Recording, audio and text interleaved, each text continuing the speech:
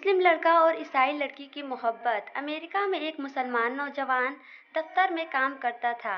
उसी दफ्तर में काम करने वाली एक अमेरिकन लड़की से उसका ताल्लुकात बन गया और उसकी मोहब्बत उस लड़की से इतनी ज़्यादा बढ़ गई कि उसने महसूस किया कि अब मैं उसके बगैर नहीं रह सकता। लिहाजा उसने उसके माँ बाप को पैगाम भेजा कि मैं आपकी बेटी से शादी करना चाहता हूँ।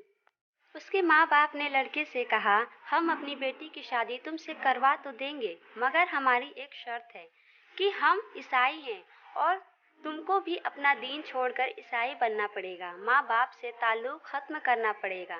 तुम अपने मुल्क वापस नहीं जाओगे। जिस समाज में तुम रहते हो उनसे तुम बिल्कुल भी नहीं मिलोगे। अगर तुम्हें ये सब शर्तें मंजूर है तो हम अपनी बेटी की शादी तुमसे करा देंगे।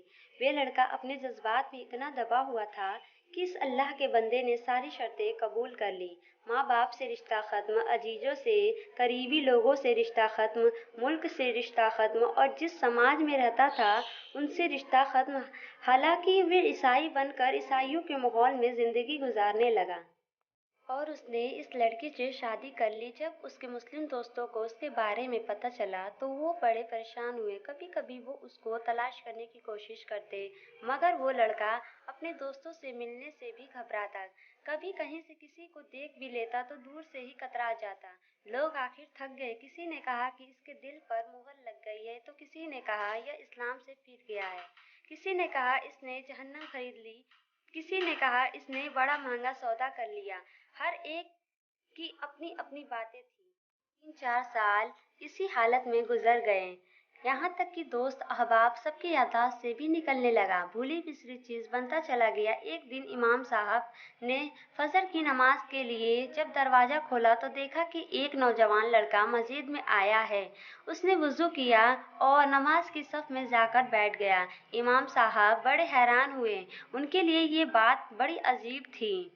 इमाम साहब ने नमाज पढ़ाई और उसके बाद उस लड़की को सलाम किया।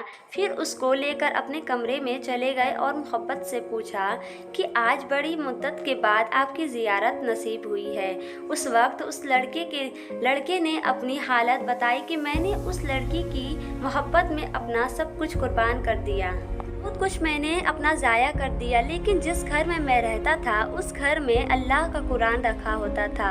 मैं जब कभी आता जाता और उस पर मेरी नज़र पड़ती तो मैं अपने दिल में सोचता कि ये मेरे मौला का कलाम है, ये मेरे अल्लाह का कुरान है और मेरे घर में मौजूद है। मैं अपने नफ्स को मलामत करता। अमाल तो मेरे बुरे थे, लेकिन दिल मुझे कहता नहीं, जिसका मैंने कलिमा पढ़ा मैं उससे मोहब्बत करता हूँ। उसकी निशानी मैंने अपने घर में रखी है।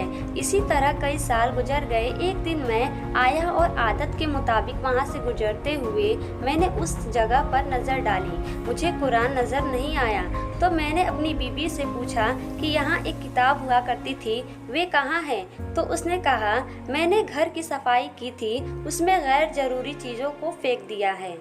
उसने कहा उस किताब को फेंक दिया है। ये सुनकर मैं वहाँ से वापस गया और कूड़ा फेंकने की जगह से उस किताब को उठाकर ले आया। जब लड़की ने देखा कि ये बहुत ज़्यादा इस किताब का एहसास कर रहा है तो वो भी सोचने लगी कि आखिर वजह क्या है। तो लड़की ने पूछा, आखिर तुम इस किताब की इतनी फिक्र क्यों कर रहे हो? लड़के ने कहा, बस मैं इस किताब को रखना चाहता हूँ। उस लड़की ने जब देखा कि ये किताब तो अरबी में है, कोई ना कोई ताल्लुक इसका इस्लाम से है, तो उसने कहा देखो इस घर में या तो ये किताब रहेगी या फिर मैं रहूँगी, तुम्हें इसमें से किसी एक के बारे में फ़ैसला करना होगा। वे कहने लगा कि जब लड़की ने ये कहा तो मेरे लिए ये ज़िंदगी का अजीब वक्त था।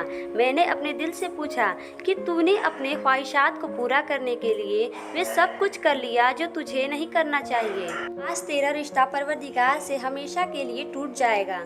अब तू फैसला कर ले कि तू इसको चाहता है या इसके परवरदिगार को चाहता है।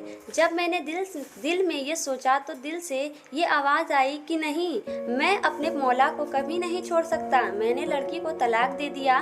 फिर मैंने दोबारा कलमा पढ़ा और अब मैं हमेशा के लिए पक्का मुसलमान बन चुका हूँ।